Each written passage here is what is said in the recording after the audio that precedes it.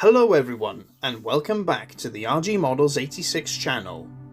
For a long time, whenever I've been asked what track system I recommend to anyone building their first layout, I've always said PECO. PECO's setrack is strong, sturdy, hard wearing, and uses good quality nickel silver. However, I've heard another manufacturer's name thrown out there as being a worthy alternative to PECO, and that's the Unitrack system by the Japanese manufacturer KATO. KATO's Unitrack is available in N scale, HO/00 scale, and most recently 009/HON scale. From what little I've seen and read, it seems like a good track system, but if I'm going to give you my opinion of it, I need to properly test it out first. So to that end, I've gone and purchased this.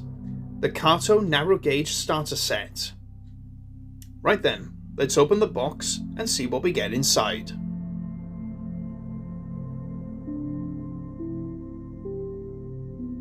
The first thing we have are the all-important instructions that cover everything we need to know, as well as a thorough troubleshooting guide if something goes wrong.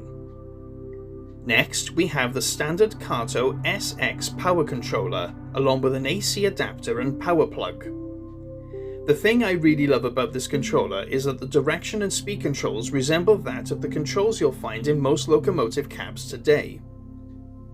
From what I've read, this controller doesn't use feedback, so it's perfectly safe to use with cordless motors.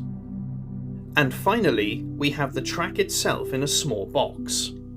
In addition to the track, we also have the following: a re-railer, the power cable connecting the track to the controller, the Uni-joiner remover, which I'll demonstrate later, and 4 trackbed joiners whose purpose I'll explain later.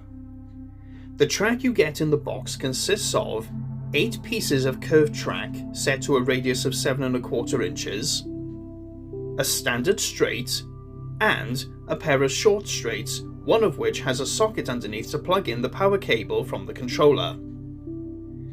While there's no locomotive included in the pack, it's interesting to note that a space in the top of the box will accommodate a small or large England in its own box. I'm not sure if KATO offers a version of this pack with the loco included, as I couldn't find it online. If you happen to know if this is the case, then please drop a comment below and let me know. Right then, let's set up the power connections.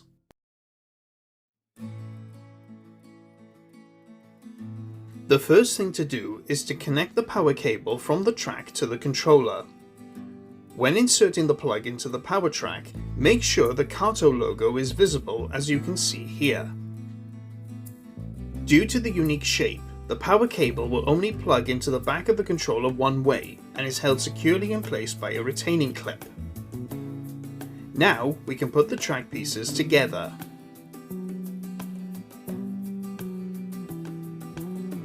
To connect the track, rest the pieces on a firm flat surface, then simply line up the fish plates in the Uni-joiner clips with the rail ends and gently push them together. When you hear the click, the track has correctly gone together. And to disconnect the track, carefully and gently bend the track pieces towards you until the Uni-joiners unclip. Then you can carefully pull the track pieces apart. To prevent damage to the Uni-joiners, always connect and disconnect the track on a flat surface. One thing I like about the KATO Uni-joiners is that they protect the fish plates by holding them securely in place and thus minimises damage. And as we're on the subject of the Uni-joiners, now is as good a time as any for me to demonstrate for you the Uni-joiner remover.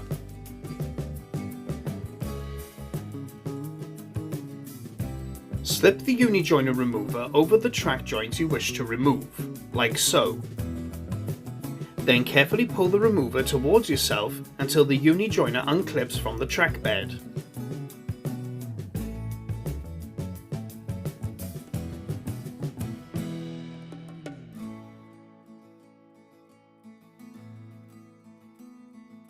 And to place the Uni-joiner back into the track, slide the fish plate onto the end of the rail and carefully push until the joiner clicks back into place. Next, Let's look at how the trackbed joiners work.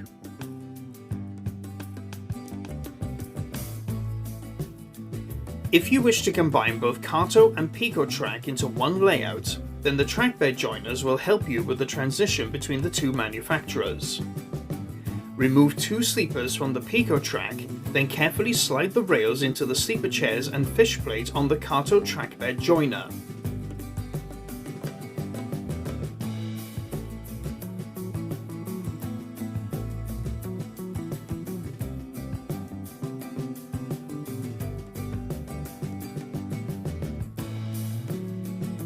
To meet the level of KATO's track, you will have to raise the PECO track by 4 mm. The best way to achieve this is to use something like cork sheet or foam boards at the correct thickness. Now, I think it's time to build the track and run some trains. So cue the time lapse.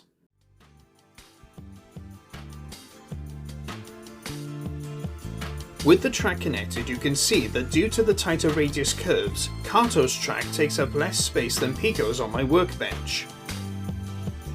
PECO's 009 setrack curves have a radius of 9 inches, whereas KATO's has a radius of 7¼ inches, as I stated earlier. It'll be interesting to see how some models will perform on these tighter curves. So let's plug in the controller and run a loco. Now, rather than run a George England, I thought that instead I'd run something different. So I've chosen Bachmann's 009 model of Linda from the Festiniog Railway. Let's see how she does run the track.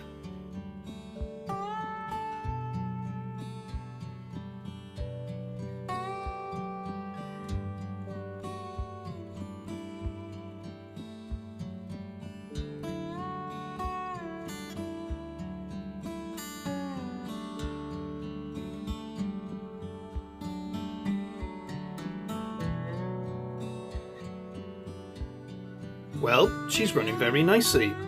She doesn't seem to be struggling on the tight curves, and she's not slowing down through them either. The power controller is really sensitive too.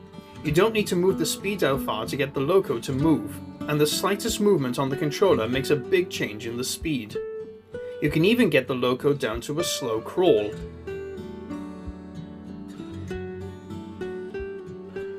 Now, there's one particular narrow gauge locomotive in my collection that I really want to try out on this track system, and it's this, the Festiniog Railway Double Fairley. The instruction leaflet states that the model is suitable for 9-inch radius curves, so I know she'll handle PECO setrack without any issues, but let's see if she can negotiate KATO's tighter radius curves.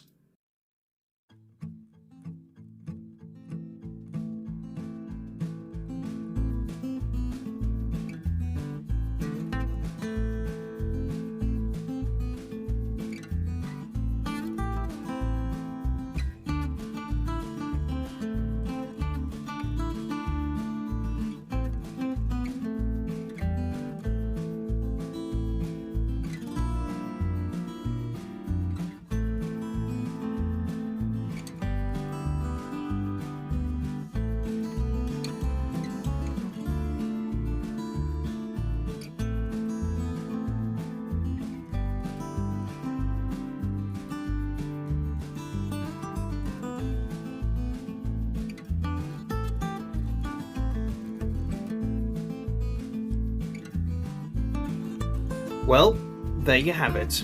She's not even struggling to get around the tight curves, she's just taking it in her stride. Although I have noticed that she needs more power than Linda does to get moving, so I think that each model will be different in its power needs. So, in conclusion, do I think that KATO's Unitrack system is a worthy alternative to PECO? The answer is yes. Yes, I do. The track pieces are easy to connect and disconnect, the speed controller offers precise control right down to a slow crawl, and with tighter curves you can set up this oval circuit practically anywhere. If there's anything to be said against this track system, it's the fact that for the 009 range at least, there isn't much available at the moment.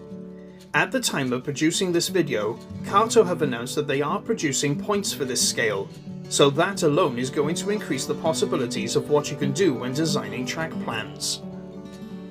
Given the success of the double fairley on these tight curves, I'm planning to test out a group of other narrow gauge models in my collection, but that's going to be in a future video. For now, thank you all very much for watching. If you've enjoyed this video, then please give it a like and share it with your fellow railway modelers. And if you want to see more, then please consider subscribing to the channel and click the notification bell so that you don't miss out on future uploads. I've been RGModels86, and until I see you in the next video, stay safe and well. Bye everyone.